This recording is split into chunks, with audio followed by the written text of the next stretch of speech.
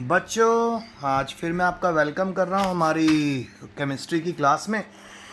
और बेटा, आज हमारे पास हैं कुछ क्वेश्चंस जिनको मैं आपको समझाऊंगा। टॉपिक्स हैं बहुत ज़्यादा अच्छे, लॉजिकल क्वेश्चन है। तो इनका ऐसा सेटअप है कि अगर आप इनको एक बार याद सुन लोगे और अच्छे से अपने माइंड में इनको फिट कर लोगे कॉन्सेप्ट्स को, तो कभी भी आपको प्रॉब्लम नहीं आएगी, क्योंकि आपको पता है रट्टा वाला सब्जेक्ट है नहीं केमिस्ट्री। मेनली ये आपकी अंडरस्टैंडिंग के ऊपर बेस्ड है। ठीक है, सो आज शुरू करते हैं। पहला क्वेश्चन है कि H2S एसिडिक है और H2O न्यूट्रल है, ऐसा क्यों? सो बेटा, आपको ऑलरेडी पता है कि अगर मैं सल्फ़र और ऑक्सीजन के साइज़ को कंपेयर करूं, तो बेटा सल्फ़र का साइज़ ना काइंड ऑफ डबल ही है ऑक्सीजन से, क्योंकि जब आप टॉप टू बॉटम जाते हो तो साइज़ बढ़ता है। ऑक्सीजन का अगर 8 है तो सल्फ़र का 16 है।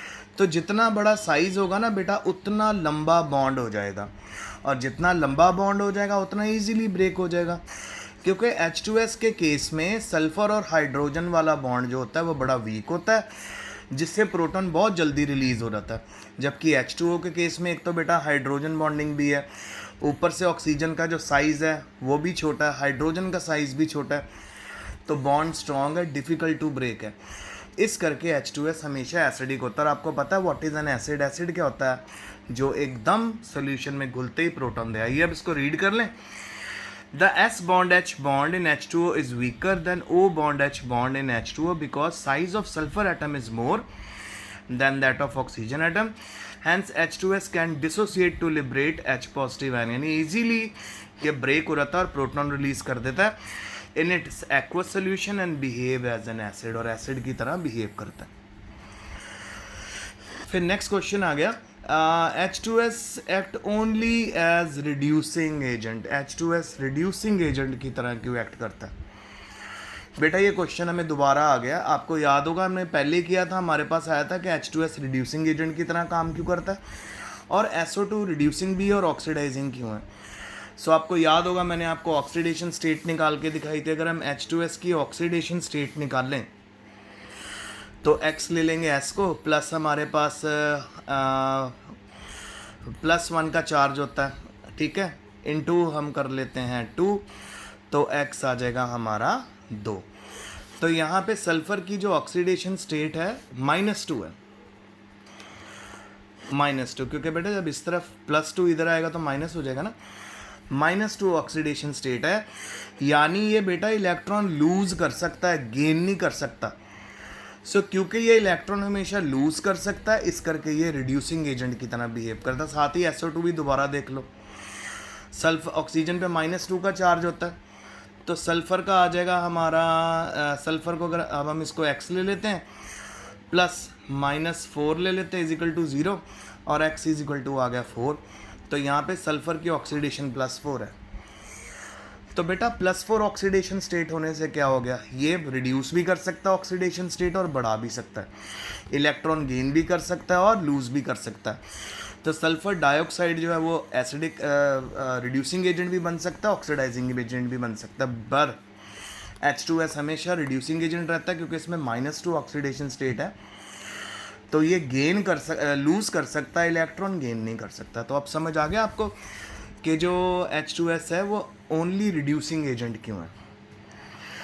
फिर आगे क्वेश्चन आ गया, अमोनिया हमारे पास हायर बॉइलिंग पॉइंट शो कर रहा है pH 3 से, क्यों? एक तो बेटा आपको पता होना चाहिए कि नाइट्रोजन बहुत ज़्यादा इलेक्ट्रोनेगेटिव एटम है, क्योंकि वो बहुत ज़्यादा इलेक्ट्रोनेगेटिव है, तो इस करके बेटा वो हाइड्रोजन बॉन्डिंग शो करता है हाइड्रोजन के साथ, और उसका हायर बॉइलिंग पॉइंट एक तो हाइड्रोजन बॉन्डिंग करके है, दूसरा रीज़न है कि नाइट्रोजन का साइज़ छोटा है, और नाइट्रोजन और हाइड्रोजन के बीच में डिफरेंस कम है साइज़ का, तो यहाँ पे बड़े स्ट्रॉन्ग बने हुए हैं बॉन्ड, इस करके इसका बॉइलिंग पॉइंट ज़्यादा होता है। pH 3 के अंदर एक तो हाइड्रोजन बॉन्डिंग नहीं है, दूसरा बॉन्ड वीक है, फॉस्फोरस और हाइड्रोजन के बीच में डिफरेंस बहुत है ना साइज़ का, तो इस करके बॉन्ड जल्दी ब्रेक हो जाता है, इस करके इसका बॉइलिंग पॉइंट कम होता है। फिर अगला क्वेश्चन आ गया, H3PO3 डाई प्रोटिक एसिड क्यों? ये मैंने आपको पहले भी करवा दिया था कि किसी भी एसिड में जितने OH होते हैं उतनी उसकी प्रोटिसिटी हुई है। ये देखें H3PO3 को, H3PO3 को आप देखिए तो फॉस्फोरस के ऊपर डबल बॉन्ड हो गया, एक हाइड्रोजन हो गया, एक OH हो गया और एक और OH हो गया। तो कितने OH हैं इसके पास? 2। तो यानी ये हो गया डायप्रोटिक। डायबेसिक भी इसको बोल सकते हो। डायबेसिक और डायप्रोटिक का मतलब कि वो 2 प्रोटॉन अपने लूज कर सकता है। अगर तो फॉस्फोरस के साथ जो डायरेक्ट हाइड्रोजन लगा हुआ है वो बॉन्ड नहीं ब्रेक होता, वो डिफिकल्ट टू ब्रेक है। हाँ, ऑक्सीजन और हाइड्रोजन वाला बॉन्ड जल्दी ब्रेक होता है। तो आपने सिर्फ उसमें OH गिनने होते हैं। ऐसे एसिड्स में जितने OH होते हैं उतनी उसकी बेसिसिटी होती है और प्रोटिसिटी होती है। ये भी क्लियर हो गया। तो H3PO3 डायप्रोटिक क्यों है? क्योंकि उसके पास 2 ऐसे OH कम बॉन्ड हैं, 2 हाइड्रोजन है जो ऑक्सीजन से जुड़े हुए हैं और एक हाइड्रोजन डायरेक्टली फॉस्फोरस से जुड़ा है। जो हाइड्रोजन डायरेक्टली फॉस्फोरस से जुड़ा वो तो बेटा डिफिकल्ट टू ब्रेक है, पर जो हाइड्रोजन ऑक्सीजन से जुड़ा वो इजीली ब्रेक है, इस करके डायबेसिक, क्योंकि इसके पास 2 OH है। क्लियर हो गया? पढ़ लें, सुनो फिर। Okay, the structure of phosphorous acid that is H3PO3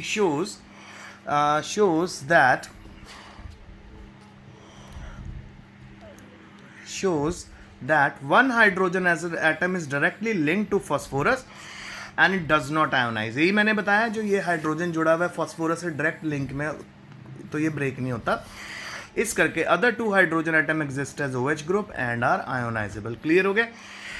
okay बेटा, फिर अगला क्वेश्चन आ गया, OF2 को ऑक्सीजन डाइफ्लोराइड कहा जाना चाहिए, नॉट फ्लोरीन ऑक्साइड। क्योंकि बेटा जो जनरल ट्रेंड है उसके अकॉर्डिंगली ये होता है कि फ्लोरीन होता है मोर, जो भी मोर इलेक्ट्रोनेगेटिव एटम होता है ना उसको हमेशा बाद में रखते हैं। ठीक है, तो यानी ऑक्सीजन और फ्लोरीन में से कौन ज़्यादा इलेक्ट्रोनेगेटिव है? फ्लोरीन है ना, तो इसको ऑक्सीजन डाइफ्लोराइड कहना चाहिए, फ्लोरीन ऑक्साइड नहीं कहा जाना चाहिए। क्योंकि IUPAC नॉमेनक्लेचर के अकॉर्डिंग जो मोर इलेक्ट्रोनेगेटिव एटम होता है उसको बाद में नेमिंग करनी है, लेस की पहले। क्लियर हो गया? पढ़ लें अब इसको भी। Fluorine is more electronegative than oxygen, so oxygen is electropositive with respect to fluorine. Therefore, OF2 should be named as oxygen fluoride and not fluorine oxide. फिर आगे बेटा प्रॉपर्टीज को अरेंज करके बताने के लिए आया हुआ है। सो पहला हमारे पास आया, इनको अरेंज करना है आपने। एक वाटर है, H2S है, H2SC, H2D, इनको डिक्रीजिंग थर्मल स्टेबिलिटी पे अरेंज करना है। सो बेटा अगर मैं H2O, H2S, H2SC और H2TE में देखूँ कि सबसे छोटा साइज ऑक्सीजन का, इसके ऑक्सीजन के साइज के ऊपर हम इसको सेट कर सकते हैं। जितना छोटा साइज उतना स्ट्रॉन्ग बॉन्ड और उतना ज़्यादा हाई टेम्परेचर, थर्मल स्टेबिलिटी उतना ज़्यादा। What is the meaning of thermal stability? कि कोई मॉलिक्यूल कितना टेम्परेचर को विथस्टैंड कर सकता है। क्योंकि H2O हाई टेम्परेचर को विथस्टैंड कर सकता है, क्योंकि ऑक्सीजन और हाइड्रोजन में ज़्यादा डिफरेंस नहीं है, तो they are more thermally stable. तो इसका ऑर्डर हम बना के देखते हैं। तो हमारे पास अगर हम थर्मल स्टेबिलिटी पे अरेंज करेंगे, सो ए पार्ट कर रहा हूँ, 1 part, number 1 thermal stability. Thermal stability, तो सबसे पहले ना मैं ऑर्डर में इनके नाम लिख लेता हूँ, symbol, oxygen, sulphur, selenium and tellurium, ये 4 ही है ना। हाँ जी, तो अब आप नोटिस करो, down the group size decrease होता है। तो अब आप देख लीजिए, तो H2O का सबसे छोटा साइज है, तो ये सबसे ज़्यादा थर्मल स्टेबल। सेकंड नंबर पे H2S, थर्ड नंबर पे H2SC और फोर्थ नंबर पे H2TE। तो किसके बेस के ऊपर हमने किया? On the basis of size. जितना छोटा साइज होगा उतना मॉलिक्यूल ज़्यादा थर्मल स्टेबल हो जाएगा। तो H2SO is more stable than H2S than H2S। ये हमारा ऑर्डर आ गया पहला। सेकंड ऑर्डर हमें क्या कह रहा है? कहता है जी बेस स्ट्रेंथ के ऊपर अरेंज करो। बेस स्ट्रेंथ के ऊपर अरेंज करने के लिए हमारे को आया हुआ है। सो आप नोटिस करो क्या दिया हुआ है, NH3 दिया, PH3 दिया, ASH3 दिया, SbH3। यहाँ पे भी वही बात आ गई, जितना ज़्यादा एटम का साइज छोटा होगा बेटा उतना ज़्यादा वो लोन पेयर डोनेट कर सकता है और उतना ज़्यादा वो बेसिक होगा। तो यहाँ पे भी ऑर्डर क्या होगा? NH3 सबसे बेसिक, PH3 उससे कम, साइज बड़ा हो रहा है एटम का, उससे छोटा होगा बेसिक ASH3 और सबसे कम बेसिक होगा SbH3। समझ आ गया? ये भी on the basis of size होगा, जितना छोटा साइज उतना लोन पेयर ज़्यादा अवेलेबल। जितना बड़ा size lone pair less available. समझ आ रहा है आपको? तो देखो SBH3 में कि लोन पेयर ना के बराबर अवेलेबल है। थर्ड आ गया कि BCl3, AlCl3, GaCl3, InCl3 और TlCl3 को बताओ स्टेबिलिटी ऑर्डर में बताओ कि +3 ऑक्सीडेशन स्टेट किस में सबसे ज़्यादा स्टेबल होगी। क्योंकि ये बोरॉन फैमिली है, ये 3 लोन पेयर शेयर करती है, 3 इलेक्ट्रॉन शेयर करती है, तो +3 ऑक्सीडेशन शो करती है। तो बेटा जब आप टॉप टू बॉटम आओगे, याद है मैंने आपको इनर्ट पेयर इफेक्ट करवाया था। इनर्ट पेयर इफेक्ट में क्या होता है, अंदर वाला s ऑर्बिटल पार्टिसिपेट नहीं करता, तो यहाँ पे भी +3 मिलेगी, यहाँ पे भी +3 मिलेगी। पर धीरे धीरे जब आप नीचे एटम में आते जाओगे वो +1 ज़्यादा स्टेबल हो जाएगी, क्योंकि इनर्ट पेयर इफेक्ट लग जाए। तो गैलियम, इंडियम, टेलुरियम में अगर आप नोटिस करोगे +3 ऑक्सीडेशन स्टेट आपको नहीं मिलेगी, आपको +1 मिलेगी, क्योंकि जो अंदर वाला s ऑर्बिटल है वो बुरी तरह पैक हो गया, तो एक ही इलेक्ट्रॉन शेयर होगा, वो P1 का शेयर होगा। तो यानी डाउन द ग्रुप डिक्रीज होगी। तो सबसे ज़्यादा स्टेबल आपको +3 ऑक्सीडेशन मिलेगी BCl3 में, ठीक है। उसके बाद सेकंड नंबर पे आएगा AlCl3, थर्ड नंबर पे गैलियम Cl3, फिर उसके बाद इंडियम Cl3 और फिर फाइनली TlCl3। तो ये थर्ड भी हो गया आपका, ठीक है। अब हम पहुंच गए आखिरी पे, और आखिरी पे ना वो प्रॉपर्टी मेंशन करना भूल गया। सो आखिरी पे उसने बोला है एक्चुअल में क्या प्रॉपर्टी है, वो कहता है जी अरेंज करो डिक्रीजिंग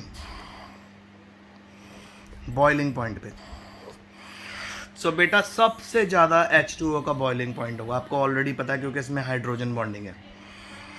सबसे ज़्यादा वाटर का बॉइलिंग पॉइंट, उससे कम फिर वो सबसे एंड वाला आ जाएगा टेलुरियम, फिर सेलेनियम, फिर सल्फर, ठीक है। अगर हम इसको बॉइलिंग पॉइंट पे रेंज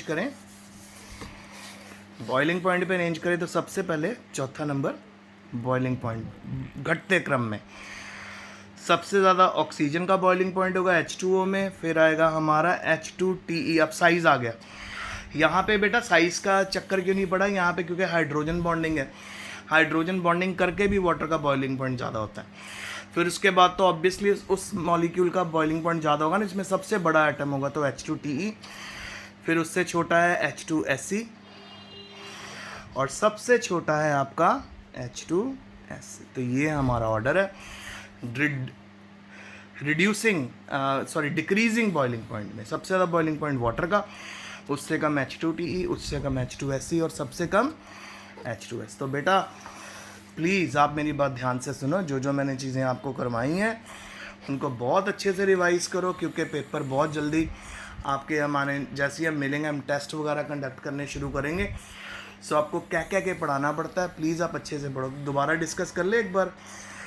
तो सबसे पहले क्वेश्चन था H2S में और H2O में से कौन ज़्यादा एसिडिक, H2S, क्योंकि वो बॉन्ड जल्दी तोड़ देता है। तो कौन चीज़ जब से एसिडिक होती है, जिसमें बॉन्ड बहुत जल्दी टूटता है। फिर H2S रिड्यूसिंग एजेंट किया, क्योंकि यहाँ पे सल्फर -2 में इलेक्ट्रॉन दे सकता है, ले नहीं सकता, तो रिड्यूसिंग। NH3 का बॉइलिंग पॉइंट ज़्यादा क्यों है, क्योंकि इसमें हाइड्रोजन बॉन्डिंग है, नाइट्रोजन का साइज़ छोटा है, नाइट्रोजन इज़ मोर इलेक्ट्रोनेगेटिव, इस करके ज़्यादा है। PH3 में मॉलिक्यूल जल्दी टूट जाता है, क्योंकि फॉस्फोरस और हाइड्रोजन का बॉन्ड वीक होता है। H3PO3 डाइप्रोटिक है, क्योंकि बेटा इसमें 2 आयोनाइजेबल OH हैं, हाइड्रोजन है। स्ट्रक्चर बना के मैंने आपको दिखा दिया, जितने OH होते हैं उतनी उसकी बेसिसिटी या फिर प्रोटिसिटी होती है। फिर उसके बाद OF2 को ऑक्सीजन डाइफ्लोराइड नहीं कहना चाहिए, कहना चाहिए फ्लोरीन ऑक्साइड। क्यों नहीं कहना चाहिए, क्यों? क्योंकि IUPAC के अकॉर्डिंग मोर इलेक्ट्रोनेगेटिव।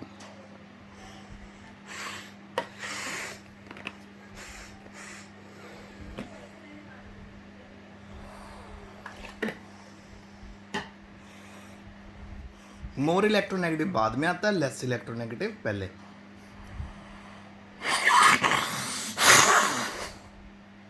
तो OF2 में ऑक्सीजन लेस इलेक्ट्रोनेगेटिव, फ्लोरीन ज़्यादा, तो ऑक्सीजन डाइफ्लोराइड इसका नाम आ गया। फिर अरेंज करना प्रॉपर्टी में H2O, H2S, H2ST को डिक्रीजिंग थर्मल स्टेबिलिटी, वो मैंने बताया था, जितना साइज़ छोटा उतना स्ट्रॉन्ग बॉन्ड, तो बिल्कुल सही ऑर्डर में प्लेस है। नीचे NH3 वगैरह को बेस स्ट्रेंथ में भी सही ऑर्डर में प्लेस है, जितना छोटा साइज उतना लोन पेयर अवेलेबल। फिर ये भी सही ऑर्डर में रेंज है, क्योंकि स्टार्टिंग में +3 ऑक्सीडेशन स्टेट ज़्यादा मिलेगी आपको, जैसे जैसे नीचे आओगे +3 की जगह आपको +1 मिलने लग जाएगी due to inert pair effect. और फिर आपको अरेंज करना है इनको थर्मल स्टेबिलिटी के ऊपर, यानी सॉरी डिक्रीजिंग बॉइलिंग पॉइंट, सबसे ज़्यादा वाटर का हाइड्रोजन बॉन्डिंग करके, फिर H2TE साइज़ बड़ा, उससे छोटा सेलेनियम, उससे छोटा सल्फर। तो ये आज का टॉपिक है, अच्छे से पढ़ लेना बेटा। कोई भी डिफ़िकल्टी हो यू कैन आस्क मी, आप मुझे व्हाट्सएप कर सकते हो, आप मुझे टेक्स्ट कर सकते हो, I am always available for you and you can call me any time. Okay, so मेरा आपको यही सजेशन है बेटा, बार बार आपको कहना ना पड़े, प्लीज़ आप रेगुलर अपनी पढ़ाई करें, क्योंकि हमने इसीलिए सारी क्लासेस स्टार्ट करी हुई हैं ताकि आपकी पढ़ाई बिल्कुल वेस्ट ना हो। मेहनत से पढ़ें, आपको पता आपके पेरेंट्स कितनी मेहनत कर रहे हैं। So for them you have to study very hard, stay safe, stay home, be positive and keep on studying.